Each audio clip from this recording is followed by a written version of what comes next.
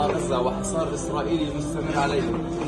نقوم اليوم بإعداد وتجهيز هذه الوجبات الساخنة ليتم توزيعها على أهلنا المكلومين الصابرين النازلين في شمال قطاع غزة.